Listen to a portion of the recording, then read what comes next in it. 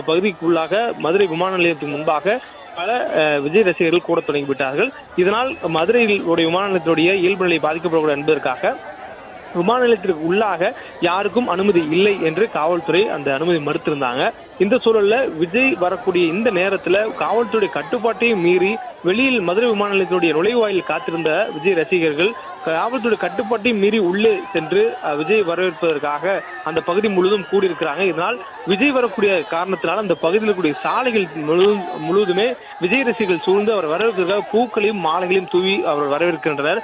மேலும் தன்னுடைய ரசிகர்கள் தொண்டர்களுடைய வரவேற்பை ஏற்கும் விதமாக அவருடைய அன்பை ஏற்றுக்கொள்ளும் விதமாக விஜய் அந்த பிரச்சார வாகனத்தின் மீது ஏறி நின்று அவர்களை கைகுப்பி அவருடைய அன்பையும் வரவேற்பையும் ஏற்றுக்கொள்கிறார். மேலும் இதே போன்று மற்றொரு நிகழ்ச்சியில், அதாவது தற்பொழுது அவர் ஜனநாயகன் படப்பிடிப்பு என்று தனிப்பட்ட பணிக்காக அவர் செல்வதாகவும் அடுத்த முறை நிச்சயமாக கட்சி நிகழ்ச்சி ஒன்றில் மதுரை மக்கள் அனைவரும்